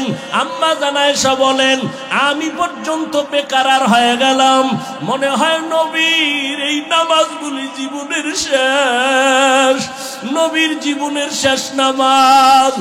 নবীর সিজদার কান্না হঠাৎ করে শুনি পেছন থেকে বেলালের আওয়াজ। বেলাল ডাক দিয়া কয়, ইয়া রাসূলুল্লাহ, আমি ফজরের আজান দেওয়ার জন্য চলে আসছি, তাড়াতাড়ি আপনি প্রস্তুতি গ্রহণ করেন। আজানের সময় কাছাকাছি চলে আসছে, ফজরের সময় অতি নিকটবর্তী। আম্মাজান বলেন, নবী মাত্র প্রথম রাকাতের প্রথম সিজদায়, এখনো কান্না। ওদিকে বেলালের আওয়াজ, ফজরের সময় কাছাকাছি, দ্রুত রেডি হয়ে যান। আম্মাজান আয়েশা রাদিয়াল্লাহু আনহা বলেন, আমার মায়ার নবীর এই রকম আশ্চর্য হাজারো ধরনের ঘটনা। আম্মাজান একদিন বলেন, ইয়া রাসূলুল্লাহ, আপনি জীবনে তো কম কষ্ট করলেন না, আপনার জীবন মনে হয় দুঃখে দুঃখে গেল। তবে আমি আয়েশা জানতে চাই, আপনার জীবনের বেশি দুঃখের ঘটনা কোনটা? বলা মাত্র নবী হাউ মাউ করে কান্না শুরু করলেন আর বলেন, ও আয়েশা, তায়েফের ময়দানের ঘটনা আমার বড় হৃদয় বিদারক, আমি সহ্য করতে পারি না। তায়েফের ময়দানে আমি গেলাম, এদিকে আমার বাবাও নাই, মাও নাই, আমি বড় ইয়তীম। সন্তান বিপদে পড়লে বাবারে টেলিফোন করে, বাবা কই আছো, আসো, আমার উপরে বিপদ চলে। মা থাকলে টেলিফোন করে বলে, মা একটু দোয়া করিও। মায়ার নবী বলেন, আমি বাবা বলিয়া জীবনে ডাক দিতে পারি নাই। 6 বছরে মা হারা আমি মুহাম্মদ, 8 বছরে আমার দাদাকেও আমি হারায় ফেললাম। আমার এত কষ্ট, আমার জীবনটা কষ্টে কাটিয়ে গেল। আমাকে 1 দিন না 2 দিন না 3 বছর পর্যন্ত শিয়াবে আবু তালিবে আমাকে গৃহবন্দী করে রাখলো। চতুর্দিকের পাহাড় মাঝখানে আমাদের আটকাইলো, পানি দেয় না, খানা দেয় না। আমি রহমতের নবী গাছের পাতাগুলো ছিঁড়ে ছিঁড়ে চাবাইয়া চাবাইয়া খাইয়া আমার পেটের ক্ষুধা নিবারণ করছি। আমি এত কষ্টের মাঝে গেলাম তায়েফের ময়দানে দাওয়াত দেওয়ার জন্য। ওই তায়েফের পাগল কাফেরেরা ওদের বাচ্চাগুলোকে আমার পেছনে লেলিয়ে দিল। বাচ্চাগুলো পাথর হাতে নিয়ে বৃষ্টির মতো মারতে যখন শুরু করলো, একদিকে গালি দেয় আর অন্যদিকে পাথরের আঘাত। পাথর পরে পরে আমার শরীর রক্তে রঞ্জিত, রক্ত পরে আমার জুতা পর্যন্ত আটকায় গেল। আমার আল্লাহ পর্যন্ত বেজার হইয়া জিবরাইলকে পাঠায় বলে, যাও তায়েফের জমিন উল্টাইয়া সব ধ্বংস করে দাও। আমাকে এই পরিমাণ পাথর মেরে মেরে ওরা তাড়ায় দিল। একটা ব্যক্তি ছাড়া কেউ আর কালেমা পড়ল না। আমি মাকেও পাইলাম না, বাবাকেও পেলাম না। এই পরিমাণ কষ্ট আমার, রক্ত মাখা অবস্থায় আমি হাঁটতে হাঁটতে মক্কার দিকে রওয়ানা। এই তায়েফের কাফের বেঈমান এই পরিমাণ আমার উপর অত্যাচার করলো, কি পরিমাণ উপহাস আর ঠাট্টা গালাগালি করলো। আমি আল্লাহর কাছে একবারও বরদোয়া করি নাই, তবে তায়েফের ঘটনা আমাকে বারবার কষ্ট দেয়, কাঁদায়। এরে নবীর উম্মতের দল, ওই নবী মেরাজ থেকে নামাজ নিয়ে আসলেন। আজকে মুসলমান দাবি করি, বান্দা দাবি করি। বান্দার জন্য মূল কাজ হলো ইবাদত। ইবাদত যারা করবে তারা আসল বান্দা, যার ইবাদত করবে তিনি হলেন আমার আসল মাবুদ। এরে বান্দা দাবি করি, এখনো ইবাদতের লাইনে দুর্বল। ও কলিয়া বৃদ্ধ বাবাজিরা, পর্দার আড়ালের মা বোনেরা, আজকে আল্লাহ সন্তান দান করেছেন, একটা আদর্শ সন্তান দুনিয়াতে রেখে যাইতে পারলেন না। কি নিয়ে আল্লাহর আদালতে হাজির হবেন? এখনো সময় আছে, তওবা করেন।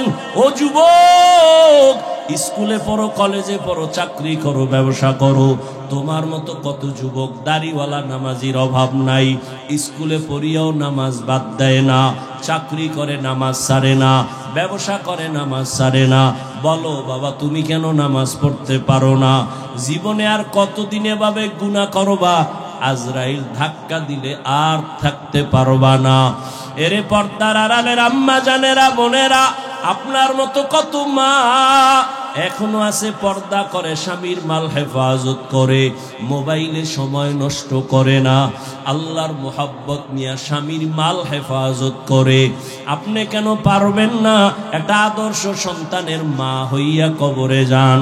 আপনার সন্তানের ব্যবহারে যেন কোনোদিন কোনো মুরব্বী কষ্ট না পায়, আপনার সন্তানের আচরণে কোনোদিন যেন মা বাবা আলেম ওলামারা কষ্ট না পায়।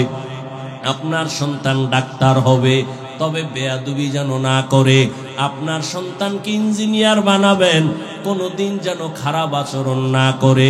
মানুষ তখন দোয়া করবে। ও পর্দার আড়ালের আম্মা জানেরা, ও বৃদ্ধ বাবাজিরা, আল্লাহ পাক সন্তান অনেকের দেয় না, কত কান্না কাঁদে। আর আল্লাহ আপনাদের সন্তান দান করেছেন, একটা সন্তান যে কোরআন তেলাওয়াত করে দোয়া করবে, এমন সন্তান তৈরি করতে কি পারলেন না? দুনিয়াতে যত ভালো সন্তান আছে, মা বাবার দোয়া, মায়ের অবদানের কারণে। মদিনাতুল মুনাওয়ারা থেকে ভারতের জমিনে আসছেন এক আল্লাহর বান্দা, কালেমার দাওয়াত নিয়া। নাম আপনারা সবাই জানেন, খাজা মুঈনুদ্দিন চিশতি আজমিরি রহমাতুল্লাহ আলাই। ভারতের জমিনে আসিয়া ভারতবর্ষে দাওয়াত দিলেন। দাওয়াত দিয়া দিয়া লক্ষ লক্ষ বিধর্মী কালেমা পড়লো। খাজা মুঈনুদ্দিন বড় আনন্দিত। একদিন মায়ের সামনে খুব আনন্দ করে, মা ডেকে বলে, খাজা মুঈনুদ্দিন এত আনন্দ কেন করো? বলে, মা আল্লাহর শুকর, ভারতের ভেতরে লক্ষ লক্ষ বিধর্মী, আমি মুঈনুদ্দিনের হাতে কালেমাওয়ালা মুসলমান হয়ে গেল। মা ডাক দিয়া কয়, বাবা মুঈনুদ্দিন, এগুলো তোমার অবদান না, সব হলো আমি মায়ের অবদান। খাজা মুঈনুদ্দিন চিশতি বলে, আম্মা জান আপনার অবদানটা কি? মা চোখের পানি ছেড়ে কাঁদে আর কয়, বাবা তুই যেদিন আমার গর্ভে আসছো, আমি আল্লাহর কসম করে বলি একটা রাত ঘুমাই নাই। আমি সিজদায় পড়ে রাতের গভীরে মাওলার কাছে কান্না করে দোয়া করেছি আর বলছি, ও দয়ার মালিক, আমার গর্বের সন্তানটাকে তুমি তোমার ওলি বানাইয়া পাঠাইয়া দিও। এক রাতও কান্না বন্ধ করি নাই। ও বাবা মুঈনুদ্দিন, দুনিয়াতে আসার পর আমি মা তোরে যতদিন বুকের দুধ পান করাইছি, আল্লাহর কসম একটা ফোঁটা দুধও আমি তোর মুখে বিনা অজুতে দেই নাই। আমি অজু সহকারে তোর মুখে দুধ দিয়েছি। বাবা, আমার অবদান আর চোখের পানি না থাকলে তুমি কামিয়াব হতে পারতা না। ও আমার আদর্শ নগরের যুবক বাবারা, পায়ে হাত রেখে বলছি, রে বাবা, ওই মা বাবা যারা এখনো বেঁচে আছে, দোয়া দাও। আল্লাহর কসম, ওই মা বাবার চোখের পানি আর দোয়া ছাড়া আমি হাফিজুর রহমান এই চেয়ারে বসতে পারি নাই। ওই মা বাবার চোখের পানি আর দোয়া ছাড়া তুমি টাকার মালিক, বাড়ি গাড়ির মালিক হতে পারো নাই। ওরে এখনো যার মা বেঁচে আছে, দোয়া নিও। ওরে মোনাজাতের পরে অনেকে বাসায় চলিয়া যাবা, অনেকে গিয়া মা বাবারে ডাকবে, দরজা খুলবে। আর একদল এখানে কিছু আল্লাহর বান্দা আছে বড় ইয়তীম, আর জীবনে মা বলে ডাক দিতে পারবে না, আর জীবনে বাবা বলে ডাক দিতে পারবে না। সবাই যখন মা কইয়া ডাক দেয়, ওই যার মা নাই তার কলিজাটা ছিঁড়িয়া যায়। ওরে সন্তান যখন বাবা বলিয়া ডাক দেয়, যার বাবা নাই ওর কলিজাটা ছিঁড়িয়া যায়। ওরে একদিন ঈদের নামাজ পড়ি একটা যুবক কবরের কিনারায় দাঁড়ায় দাঁড়ায় কান্না করে। ও যুবক, ঈদের আনন্দ বাদ দিয়া কাঁদো কেন? বলে, গত ঈদে আমার মা আমার মাথায় হাত বুলায় দোয়া করেছে, আমার বাবারে পাশে নিয়ে নামাজ আদায় করেছিলাম। আজকে যখন ঈদের নামাজের জন্য ঘর থেকে বের হইতেছি, হঠাৎ আমার কথা মনে পড়ে গেল, আমার মা আমার মাথায় হাত দিয়া দোয়া করবেন। হঠাৎ মনে পড়িয়া দেখি মায়ের বিছানাটা খালি, আমার মা সাদা কাফনে কবরে পড়ে আছে, আমার বাবাও নাই, আমি বড় ইতিম।